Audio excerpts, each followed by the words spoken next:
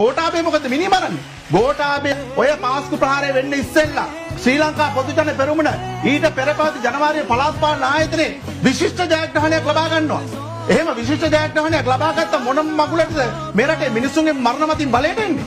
ඒ වෙනකොට යහපාන රජය එපා වෙලා මේ රටේ ජනතාවගේ මතර ලොකු පිපිදීමක් ඇති වෙලා තිබ්බේ ගෝඨාභය පිළිබඳව. සහරාන්ගේ ලෝයේ ඉන්නේ මාලිමාවේ. මම වගකීමෙන් කියන්නේ. නම් ගම් එක්කම එලි කරන්නම් ඕන්නෝ. සහරාන්න කොළඹ ඉඳන් කාර් එකේ හංගගෙන ගියේ ලෝයේ ඉන්නේ මාලිමාවේ. ජනාධිපතිතුමාගේ උපදේශකයෙක් විදිහටත් එයා හිටියා.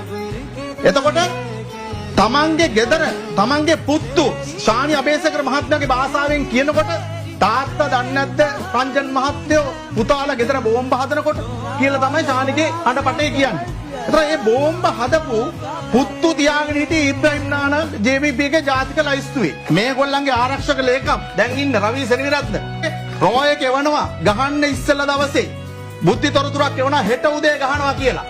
මොකද්ද මේක මේ ඉන්න රවි සෙනවිරත්නගේ මේසුට තියාගෙන ගැහුවට පස්සේ අහිංසක අයිර මිනිස්සු මැරිලා ඒ මිනිස්සුන්ගේ අම්මා තාත්තා දුවලා පුතාලා මැරුණාට පස්සේ මේ මිනිස්සු යවනවා ඊට පහුවෙන්ද තමයි මේ කොලේ යවන්නේ. සලේද බුද්ධිතොරතුරු සලේ කියන්නේ බුද්ධිතොරතුරු දෙන නිලධාරියෙක්. සලේ බුද්ධිතොරතුරු දුන්නේ නැත්තම් වැරදි. හැබැයි සලේ බුද්ධිතොරතුරු දීලා ඒක මේසුට තියාගත්ත මිනිහා දැන් මේ රටේ අහිංසක මිනිස්සුන්ගේ වාස්තු ප්‍රහාර ගැන පරීක්ෂණ කරන මොන විහිළුවක්ද? සිය වතාවකට වැඩිය මේ බෝම්බ ප්‍රහාර එල්ල වෙනවා කියලා චතුර සියලු තොරතුරු ලැබෙනවා මේ රටේ අපරාධ පරීක්ෂණ දෙපාර්තමේන්තුවට.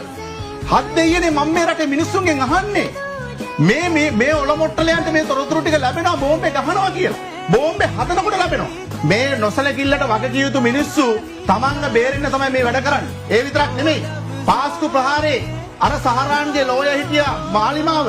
එහෙම නැත්නම් පාස්කු ප්‍රහාරයේ අහිංසක මිනිස්සුන්ගේ සිරුර විනිවිද කියපු තඹ කම්මලේ තඹ ටික සපයපු JVP එකේ ඉබ්‍රහීම් නානව බේර ගන්න තමයි මේ මිෂන් එක දියත් කරලා තියෙන්නේ.